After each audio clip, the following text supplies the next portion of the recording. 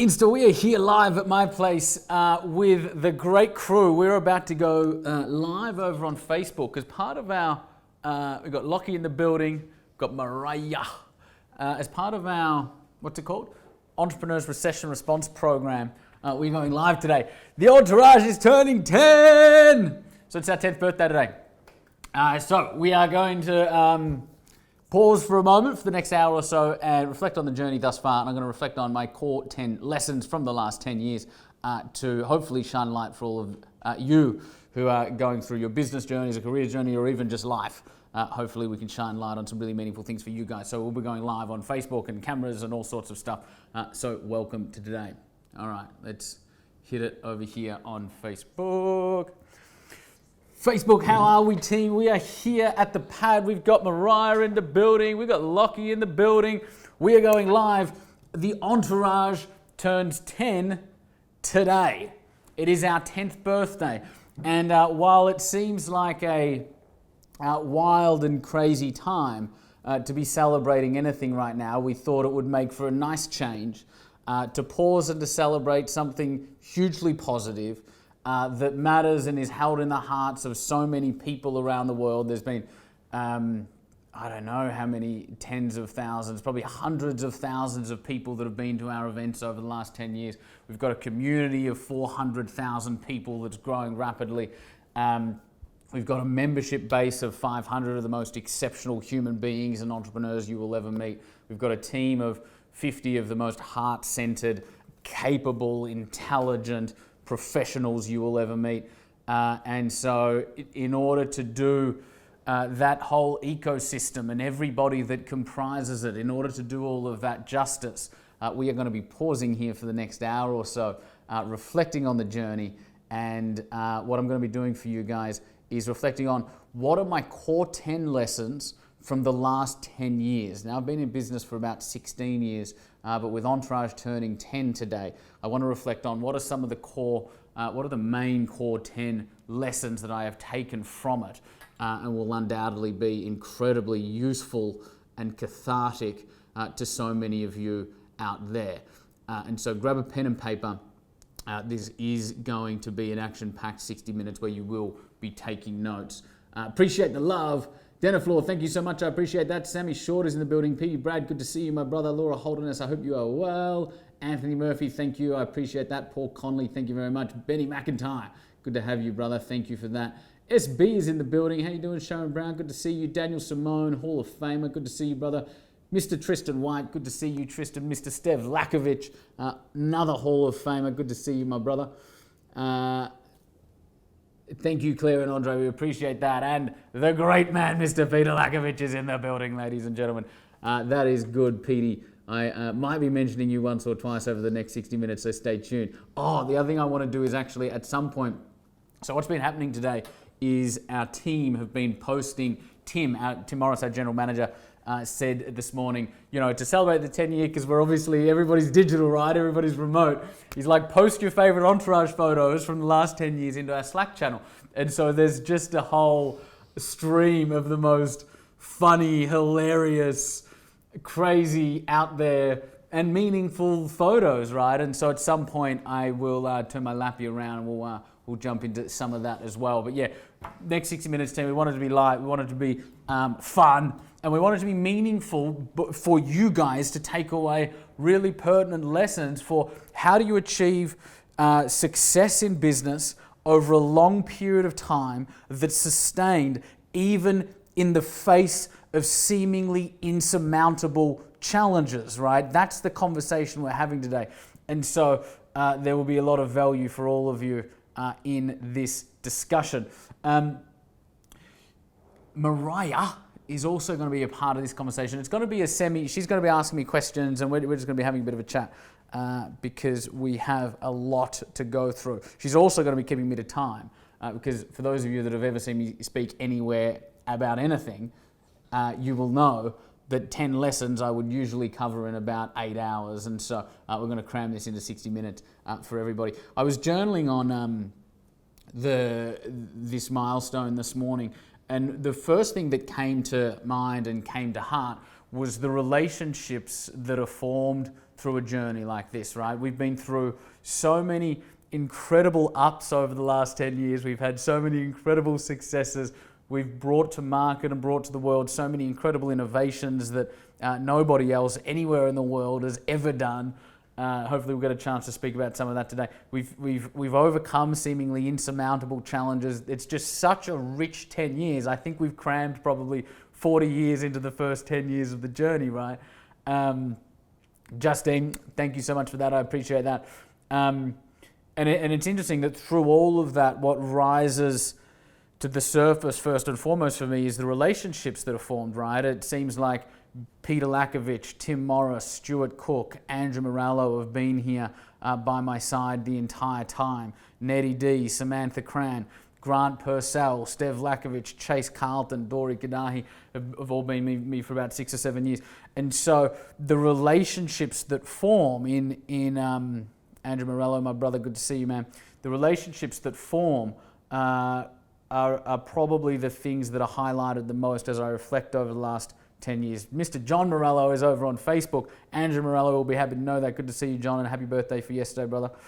And I suppose that relationship sentiment also flows through to our members, right? Because we're in strategy sessions with these guys. We're helping them navigate challenges. We're helping them achieve growth and success that they previously thought impossible. And often it's the retreats that I reflect on to a huge degree with our members. We've over the last 10 years, we've run, I'm not sure how many, but it would be, I don't know, maybe 10 plus, week-long exotic retreats around the world with some of the best entrepreneurs in the world. And it's in those environments where you get people out of the busyness of the everyday world and you get them by a pool with a cocktail and having a discussion in a swimsuit.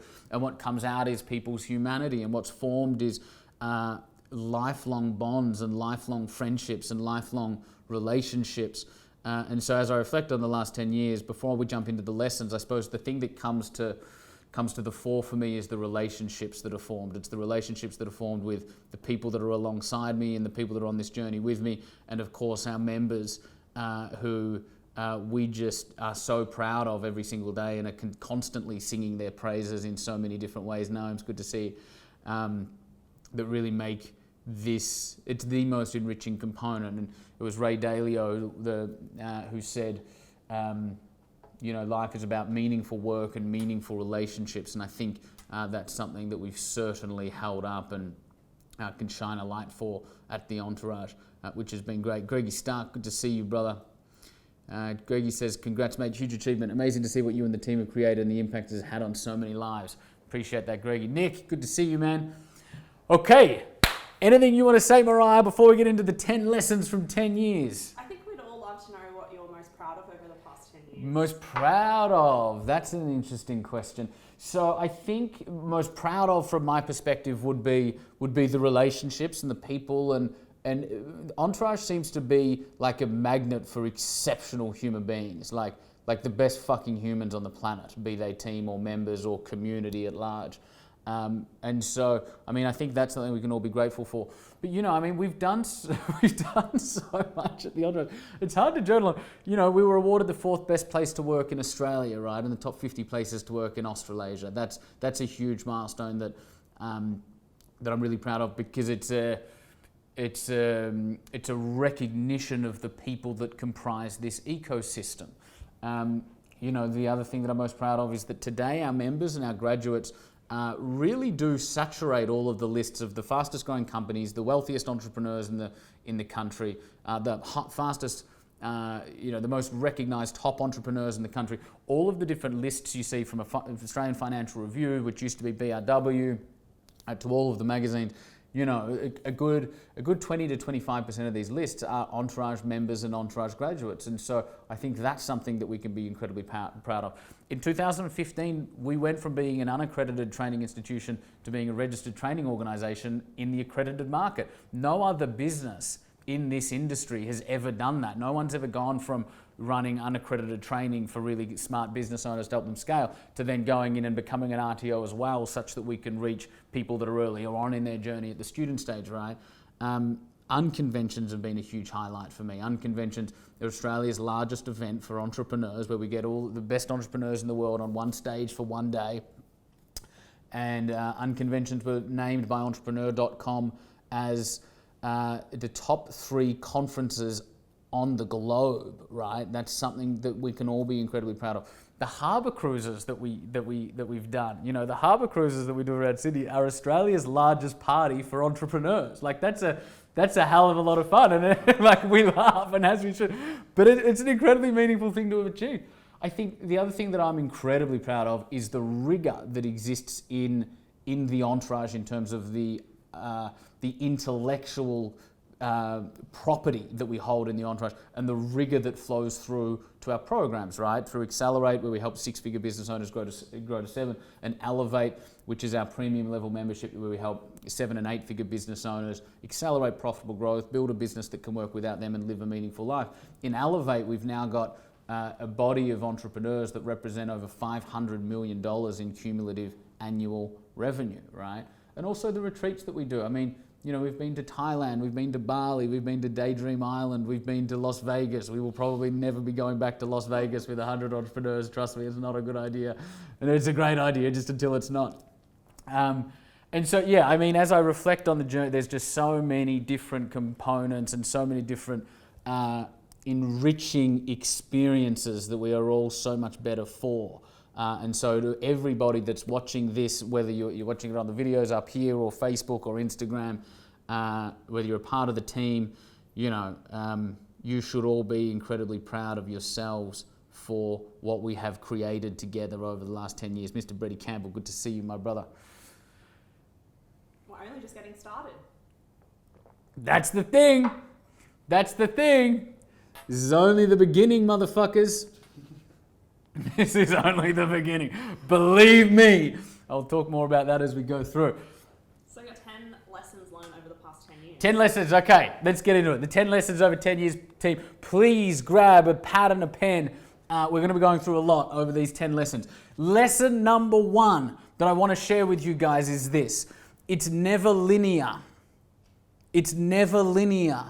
It won't happen the way you think, for better or for worse, right? When we go into business, we have strategies and visions and plans and frameworks and all of that sort of stuff, as we should, right? And what comes along is changes happen and opportunities come and challenges happen, and your framework gets thrown out the window, right? So much of life and so much of business is about rolling with the punches.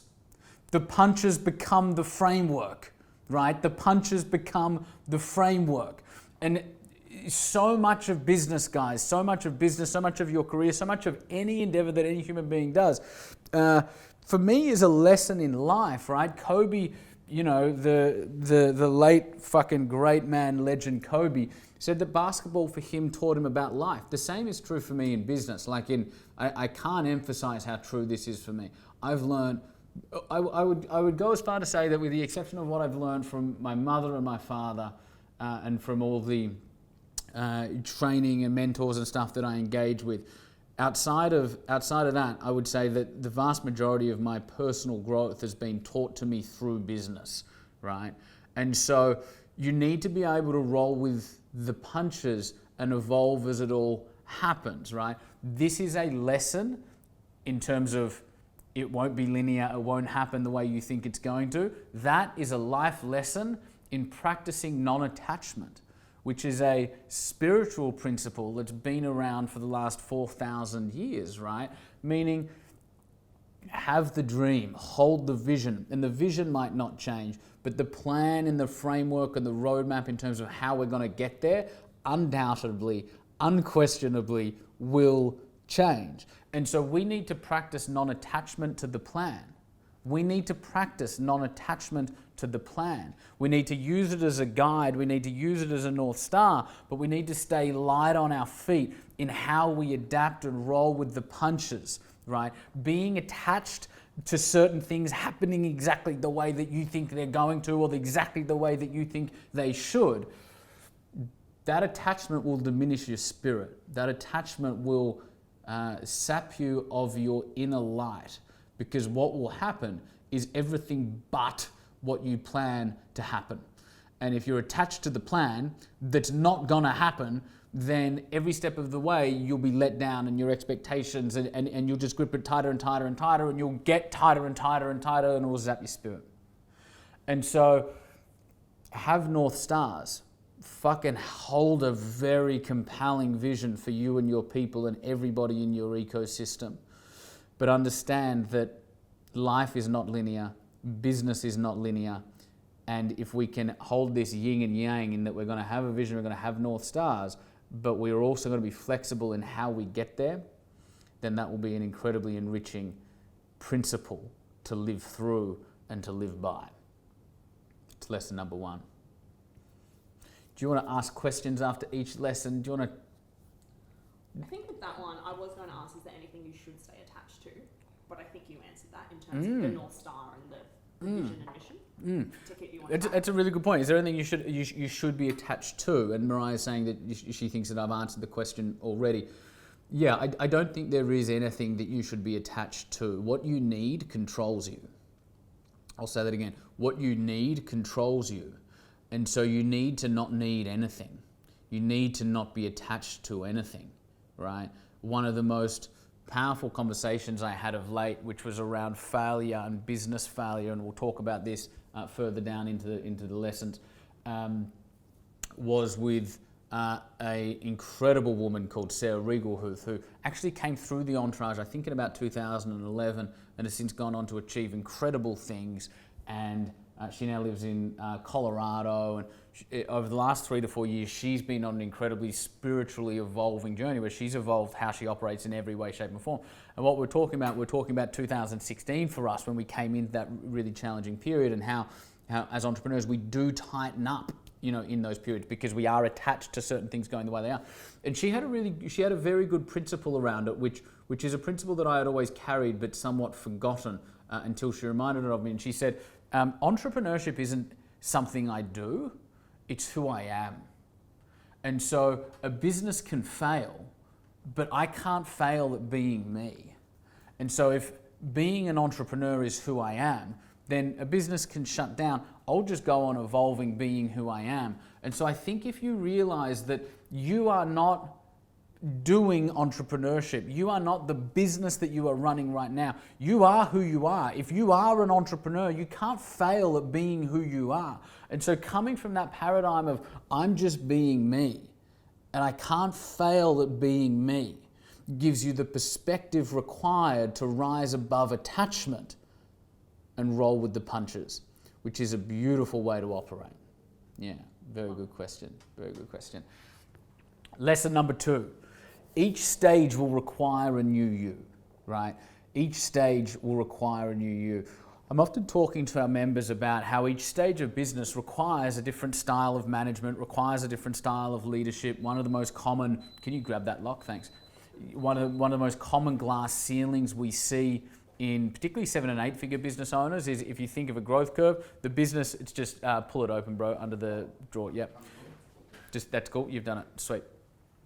As a business comes up the growth curve, the business is here, but it's still being managed and led the same way it was here, meaning the business is doing $4 million, $6 million, $10 million, still being managed and led by the entrepreneur the same way it was when it was doing $500,000, right? And so a business needs to change and evolve as it comes up the growth curve. But this is equally, if not more true, for your self-identity as an entrepreneur and who you are. Who you are should never change, but how you operate and what's required of you and the levels through which you need to ascend are quite extreme, right?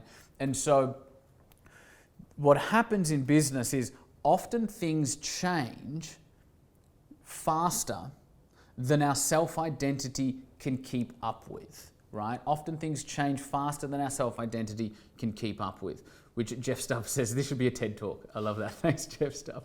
Paul Kelly, appreciate that. Laura Holden, it's good to see you. Absolutely beautiful soul. Things will change faster than your self-identity will be able to keep up with, right? Meaning, you'll go from being doing whatever you're doing to starting a business. It's like, okay, now I'm a business owner. Who am I as a business owner? And then you'll start to build your team, and before you know it, you'll have 3, 4, 5 people working for it. It's like, okay, I'm now responsible for 3, 4, 5 people and their livelihoods are dependent upon the success of the company. Okay, well, who am I as a leader and a manager and a human, as somebody that's now responsible for others? And then you'll have 15 or 20 people, and then you'll get to a point where you're doing $1 million revenue, and then you get to a point where you're doing $5 million revenue, and then you get to a point where you're doing $10 million revenue, and then you'll get to a point where you might have investors, right? And then it's like, okay, well, who am I now as an individual managing and running and leading a $10 million business? And now I need to be far more considerate than I was before. And what gave me the courage to start a business was I was somebody that really probably didn't give a lot of credence to risk management or downside. I always just ran headfirst into things. But now I can't do that at 10 million because that would be reckless and irresponsible. And so now I need to develop this part of me that is considerate of risk management, is considerate of the downside, because I'm managing, there's more revenues, there's more expenses, there's more wages, there's more people, we've got more customers that we are responsible to deliver to. And so who am I as this more well-rounded individual? And then you come up against a challenge and you go from running a business like this to running a business that's doing this because a competitor came into the market, or in our case, the government changed some regulations with 3 months notice, or the fucking world changed because, a virus came throughout the world, whatever might happen. And it's like, okay, well, who am I as a manager and as a leader and as a human being in managing a business that's doing this? And how do I show up in that regard? And then you turn that corner and you come back out of it and, okay, now I'm the entrepreneur and human being that's rebuilding a business that's just come out of a crisis point. And so the journey, guys, will be, if you're going fast, which a lot of us entrepreneurs tend to do a little bit, I don't know if you've noticed, if you're going fast, your world will change faster than your self-identity can keep up with.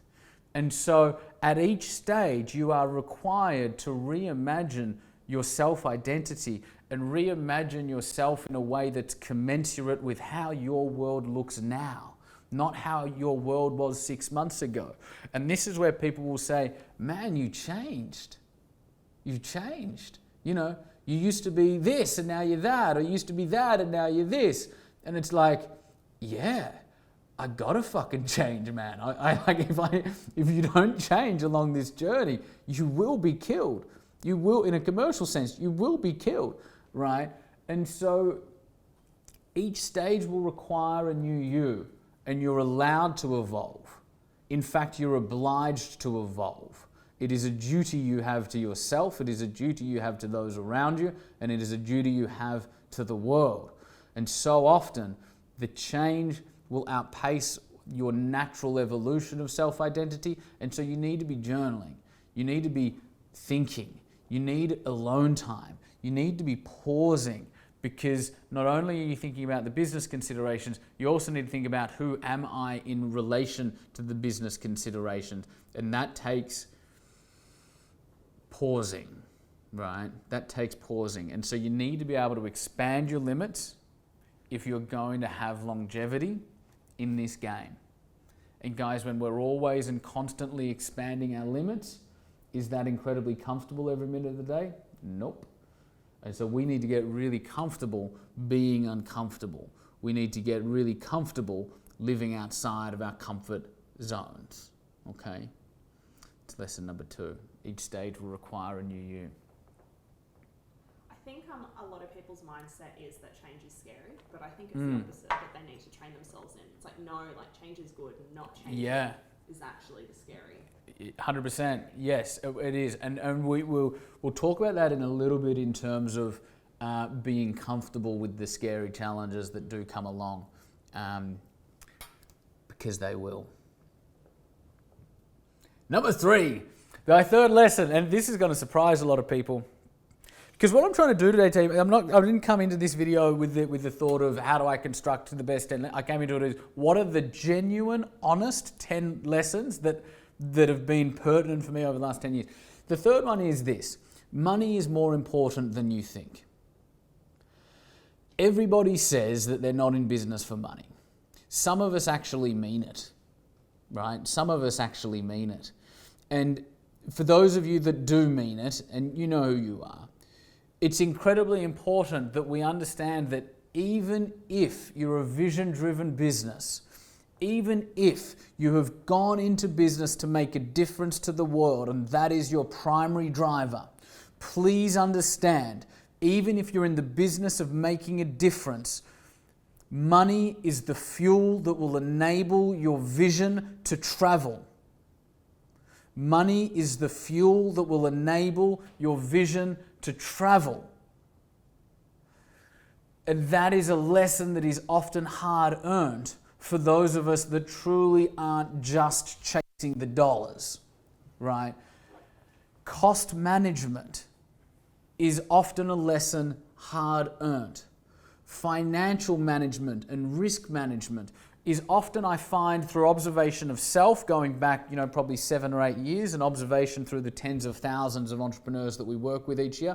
What I find that is true around financial management is people don't appreciate the importance of it until they've lived with the pain of a lack of financial management, and they've lived with the pain for an extended period of time. Meaning they've spent a year, 2, 3, 4, 5, 10 chasing themselves in circles, living with financial stress, wondering why they're running out of money, being reactive around the money stuff, and they get to a point where they go, fuck, enough. This just isn't working and it's not serving me. And I know I'm not driven by money, but I need to master it as far as a capability goes, because the lack of financial management and therefore the lack of financial prosperity that follows is tying my hands together. If you're trying to play this game of business, even if you're a not-for-profit, if you're trying to play this game of business telling yourself that money isn't important, it's like being in a boxing match with 2 hands tied behind yourself. It's not going to work, right? And so money is significantly more important than you think. And if you're going through financial troubles, understand that finance is an area of your life that deserves mastery. It doesn't deserve dabbling. And I get it, guys. Even if you're in the business of making a difference, even if you're a vision, mission, values-led leader, leading a vision, mission, values-led business like I am, do understand. Money is the fuel that will enable your vision to travel. It deserves respect.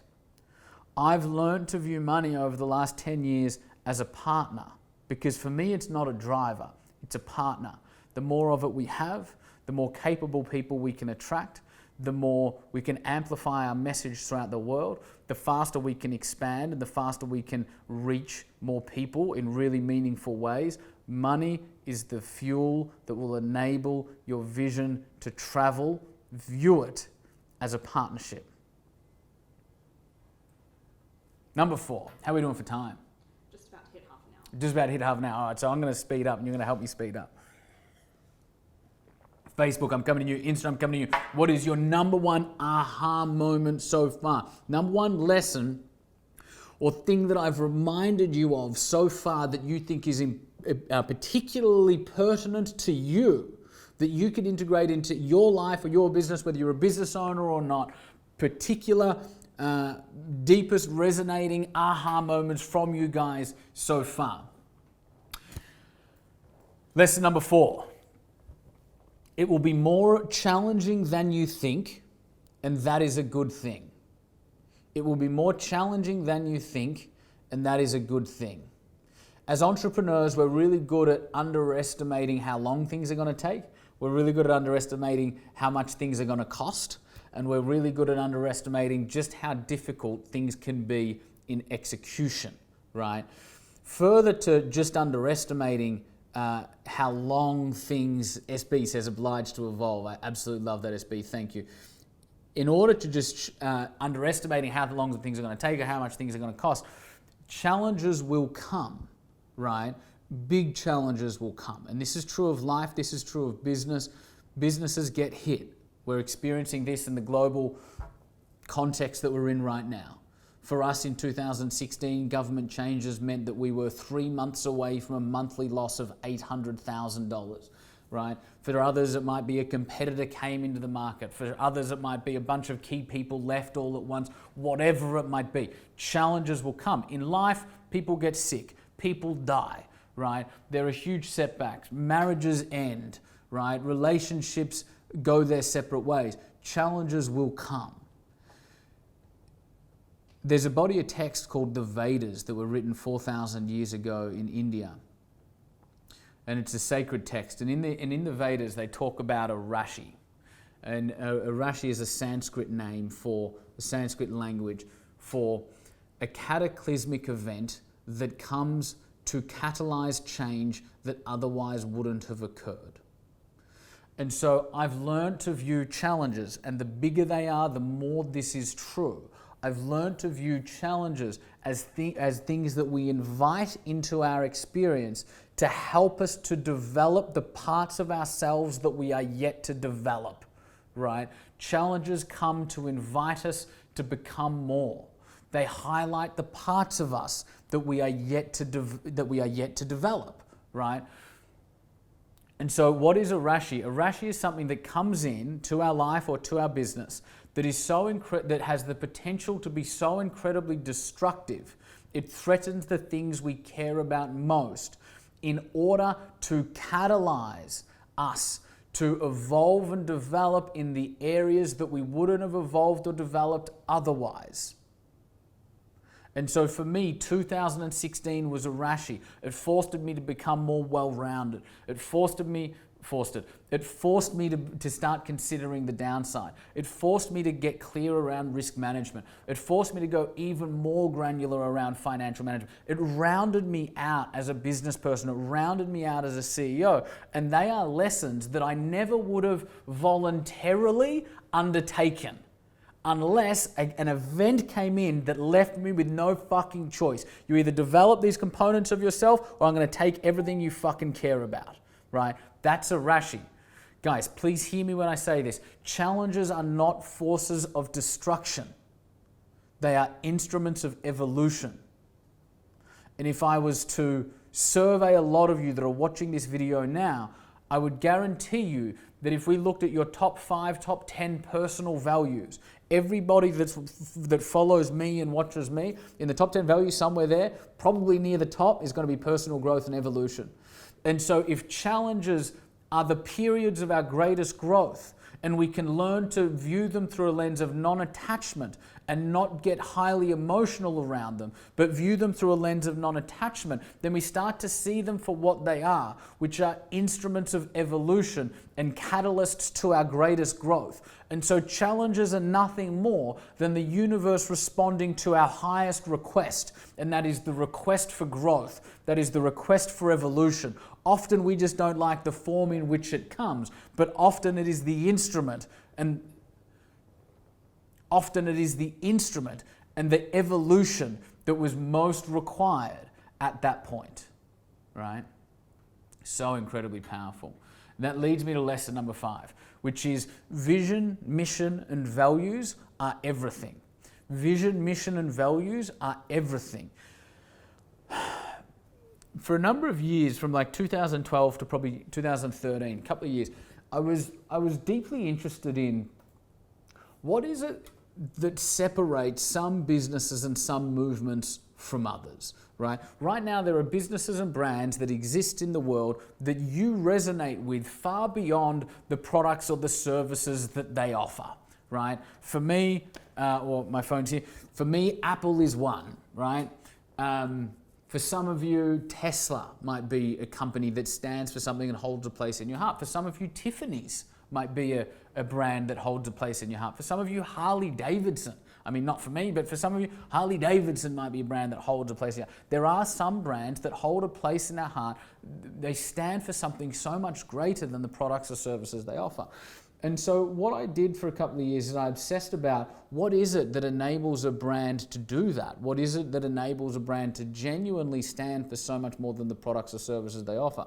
And I reached a conclusion that what enables a brand to be so much more is their DNA.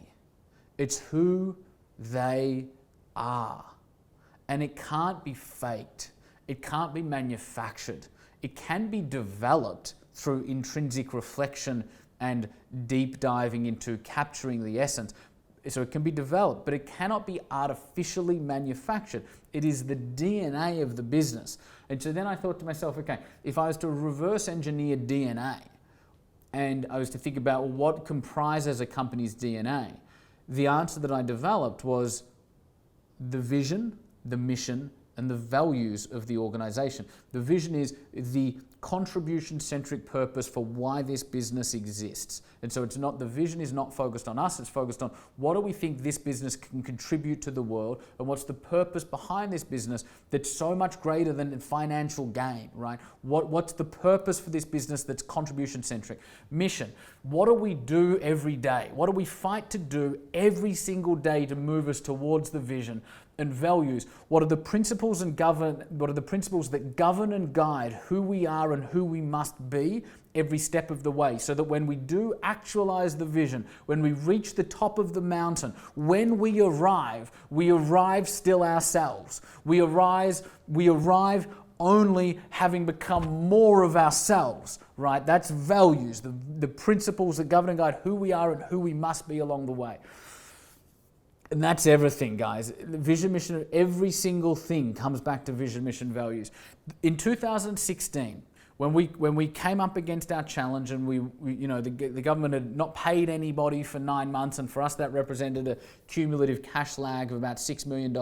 And then after that, they changed the regulations, which meant we were 3 months away from a monthly loss of $800,000. And we needed to go from 90 people to 40 people in a day, and we needed to rebuild a business model, and we needed to rebuild a product suite, and we needed to change our offices. We needed to build everything, and not from the ground up, from being millions and millions and millions and millions of dollars in debt up. Starting again from the ground up would have been a fucking walk in the park in comparison.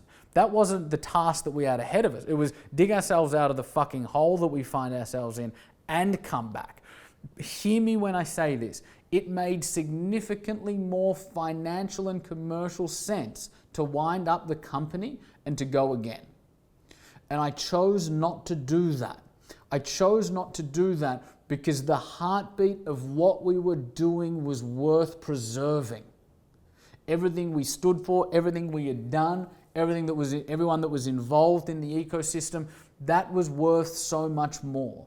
And so, there's people that are with me today that came with me through 2016. A lot of them I mentioned earlier at the top of this video. And so why didn't I quit? And why didn't they quit? I tell you why. Because we genuinely care about what we're doing, and we genuinely understand its importance, and that enables us to get beyond ourselves, right? To get beyond ourselves in order to keep going when any sane person would have just given up. You have to love what you do. And that doesn't mean you'll love it 24 hours a day, 7 days a week, 80, 90% of the time it'll be challenging, right? But underpinning the daily challenges, you have to, at your core, love what you do, right? I remember, for example, I was talking to Timmy at some point, I think it was 2017, so we were still right in it and like right in the hole and digging our way out slowly. And I checked in with Timmy, and he had just run a workshop for a day or two with our members. I checked in with him and said, "How you doing?" Because it was fucking hard. It was so incredibly hard for all of us. And so you need to check in on people. I checked in on him and I said, "How you doing?" And he said, Good. Just spent a couple of days with the members, and God, it energizes me. And I was like, man, that's such a good sign. What I said to him is that shows that you're fueled by the work. You're fueled by the work. You're energized by the very work that we do, right? And I thought it was profound. He was energized because, in his words, I'm energized by the members, right? And so you have to love what you do. You have to genuinely care about what you do. Otherwise, firstly, what the fuck's the point? And secondly, you're not going to last. Right? Do yourself a favor and go and find something you do care about. Comes back to vision, mission, and values team. Is the DNA of what you're doing resonate with your DNA? And if it does, then you will have fucking superpowers. And if it does not, then go in search of it. Okay. Mariah is doing her job superbly, which is telling me to hurry the fuck up. What lesson am I up to, Mariah? Number 6. Okay. How long have I got? 40 minutes. 20 minutes. 20 minutes. Okay, we've got 20 minutes. So we're doing 6, 7, 8, 9, 10. We're doing 5 in 20 minutes. Okay, I'm going to go faster. Before I do that, okay, let's talk to everybody watching. Jeff Stubbs, this should be a TED Talk. Love it. Ben McIntyre says, I love money as a partner, not a driver. Laura says, what controls you owns you. Yeah, what you need controls you. Maddie Standing is in the building. Nick, I love that. For things to change, I have to change. Love that, Craigie Schultz. Things don't happen to you, they happen for you. Adam Boris, appreciate that. Petey Brad, I miss you too, man. Michael Dooley, good to see you. Charles says, the bigger the ship, the harder it is to turn around. That is incredibly true and well said. Awesome. All righty, team. Let's go through 6 through 10. Let's do it quickly. Number 6. In good times, you're not as good as they say you are. And in bad times, you're not as bad as they say you are. Right? I will say that again. In good times, you're not as good as they think you are or say you are. And in bad times, you're not as bad as they think you are or say you are. People will tend to exaggerate your success and they will tend to exaggerate your failures, right? When we were before the regulations, government regulations came in 2016, we were trading at a valuation of about $60 million. After the changes occurred, I needed to scale back the valuation in order to help us raise the capital that was going to help us navigate through that period. And so we went from a valuation of about $60 million to $20 million, right? And so I was a better entrepreneur at 20 million than I was at 60 million. I'll say that again. I was a better entrepreneur at 20 million than I was at 60 million. But if you had have looked at the headlines or you had have looked at the BRW or AFR Young Rich list, or if you had have looked at any of the fickle surface level stuff, it would have appeared like we had gone backwards by a third. And from a strictly financial perspective, we had for that moment, right? But we were we were smarter, we were faster, we were wiser, we were more capable, we were more determined, we were well-rounded, we were more mature, we had evolved, we had elevated. Our members were achieving results better than they ever had before. Our culture became better, right?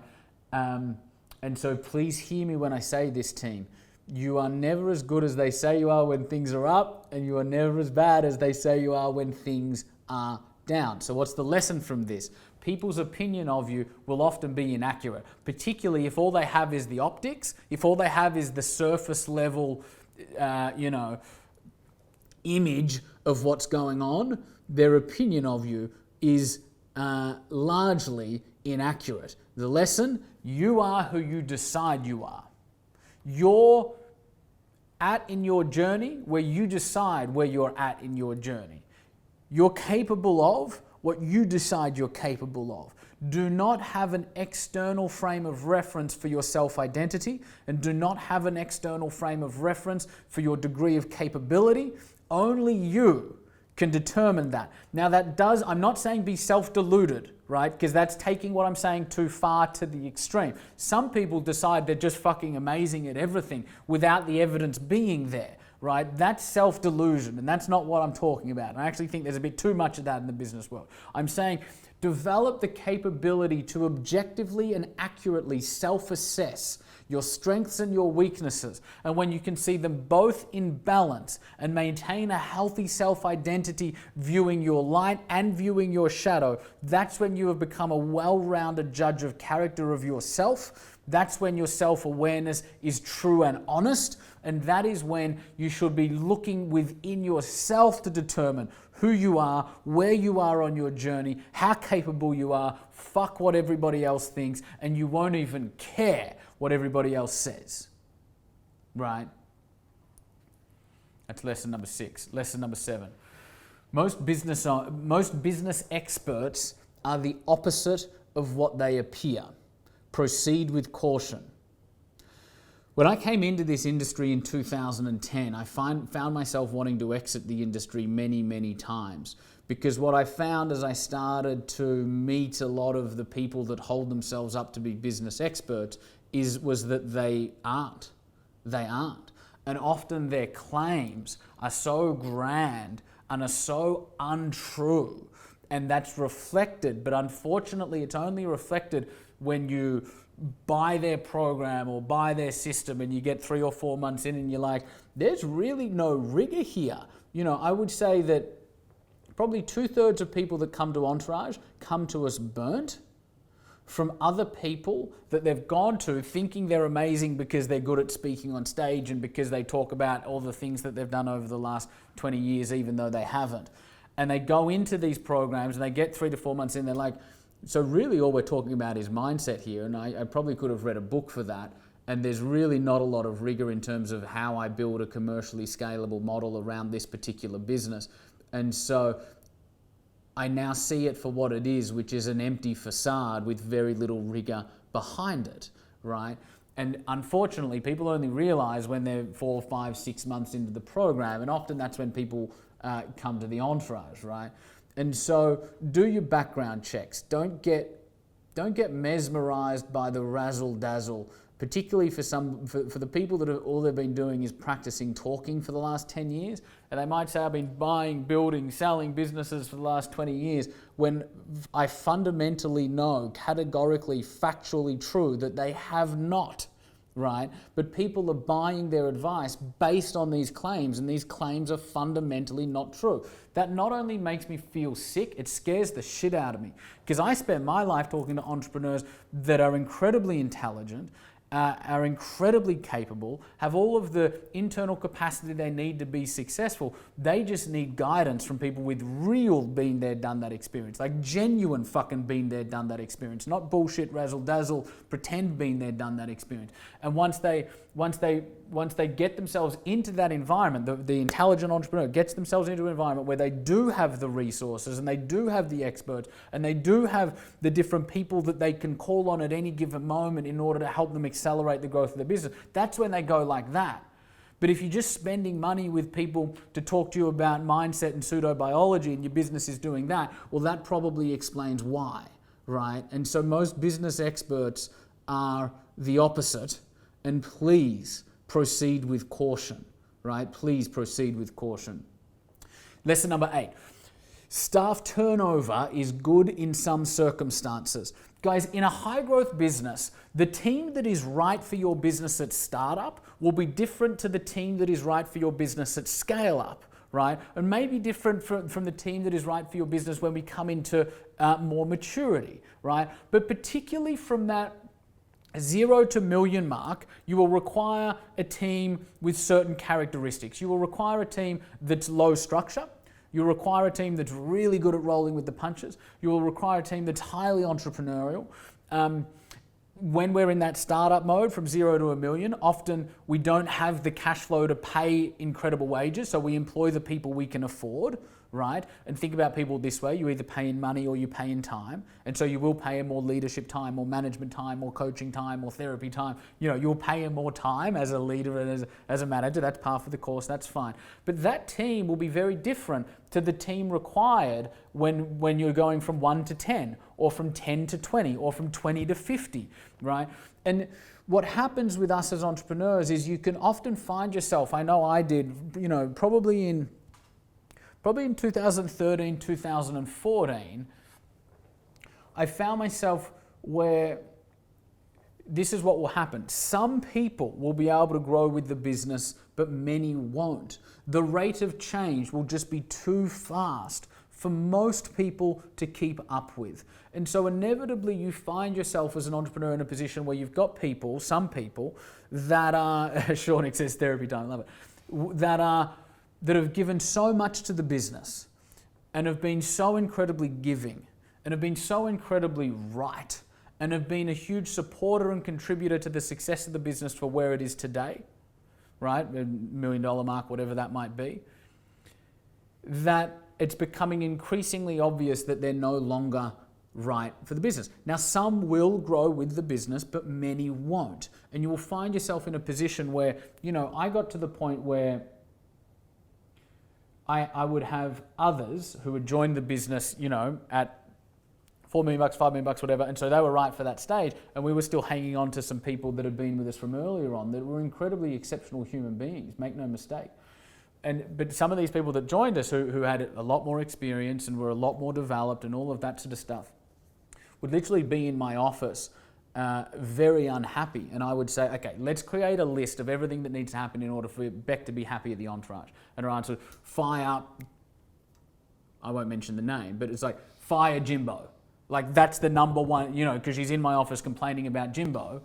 And I'm like, okay, let's get constructive. What needs to happen in order for you to be happy here at the Entourage? Fire Jimbo. And it's like, and then there's people in your office because of Jimbo. And I apologize if your name is Jimbo, I'm throwing you under the bus completely. And it becomes so incredibly obvious that Jimbo is no longer a fit. He just doesn't get it. He's not developing at the rate required. And somebody's got to make a decision, and that somebody is you. And I wrestled with this for years. And the point that I arrived at was this. As the leader of a company and the leader of a team, my responsibility must lie with the team, not any individual, including myself. My loyalty must lie with the team, right? And so that leads to making hard decisions about letting friends go. And that's something you need to do. You don't need to do it. You could choose to plateau the company forever, and some will, and that's fine. We're happy where we are. We're just going to coast, and therefore Jimbo's cool because he's right for the stage that we're at. But if the vision, mission, and values is more important, and where we're going as a team is more important, and the contribution that we need to make is more important, then Jimbo needs to go, and you need to make that decision. Right? Ray Dalio talks about this. Ben Horowitz talks about this in The Hard Thing About Hard Things, is sometimes you need to make hard decisions and get people off the bus that are no longer right. That's lesson number 8. Some staff turnover is good. Well, a lot of staff turnover is good, particularly as you're coming up the growth curve. Number 8, you only lose when you quit. And I mean this both personally and mechanically. You only lose in business when you quit. In order for a business to go under, in order for a business to stop, the entrepreneur needs to put up the white flag and say, I'm done. Or a creditor comes along and puts a bullet through you, in which case you're probably putting up the white flag anyway. But if you do not quit, you will not lose. So much of life, guys, becomes about the ability to persevere and the ability to have and develop resilience. And you will only ever lose in life and in business if you quit. If you do not quit, you cannot lose. And that brings me to my 10th lesson, team, which is you're more capable than you think you are. You're more capable than you think you are. You will face huge successes where you believe you're not up to the task. You will face huge monumental challenges where you will believe you are not up to the task. It was Henry Ford that said, whether you think you can or you can't, you are right. Whether you think you can or you can't, you are right. As I said, every stage of business, every level in life will require a new you, will require an evolved you, will require an elevated you. And every time where you need to grow just in order to face the challenge that's ahead of you, you will think you can't. And every time you need to grow just in order to achieve the goals that you've set, there will be glimmers in your mind, moments where you think you can't. Put it this way, whenever you're a third of the way through anything meaningful, you will think you can't do it. I will say that again. Whenever you are a third of the way through anything meaningful, whether it's a business, whether it's a book, whether it's a course that you're developing, whether it's a project, whether it's a hire, doesn't matter. Writing a song. Whenever you're a third of the way through anything meaningful, you will think you can't do it. And so whenever that voice comes up in your head that says you can't do this, just go, that's awesome, I'm a third of the way through. And keep going. But you are significantly more capable than you think you are. And life and business is a game and an opportunity to continually prove that to yourself.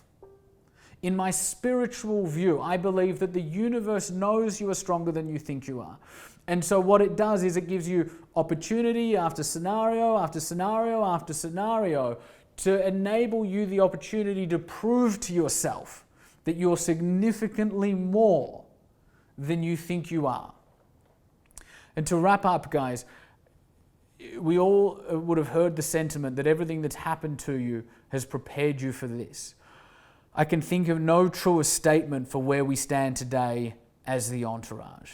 Everything we have been through over the last 10 years has prepared us for this moment. What's going on in the world right now is an unprecedented level of uncertainty, and for many businesses, an unprecedented level of challenge. The world needs us now more than ever. What we offer at the Entourage is so holistic, so rigorous, there's so much substance there, whether that's our team of coaches or the 26 different experts that are involved in our programs, or the ongoing coaching or the ongoing workshops or the coaching that's on demand that our members can call on at any given moment. The support, the advisory, the investment that we offer to people, to human beings and to business owners is going to be needed over the next 3 to 5 years more than it ever has been. Because yes, this economic crisis will most likely last about 6 to 9 months. However, any seasoned business owner knows that if you take a hit and it's a big hit, then it's not just 6 to 9 months. The rebuild phase can take a couple of years, 2, 3, 4, 5 years. And so everything that we have been through at the Entourage over the last 10 years has prepared us for this, has prepared us for where we stand today. The world needs us more than ever. So please understand, everything that we have achieved over the last 10 years has only got us a seat at the table for what we are going to achieve and accomplish and contribute over the next 3, 5, and the next 10 years. Hear me when I say this. This is only the beginning.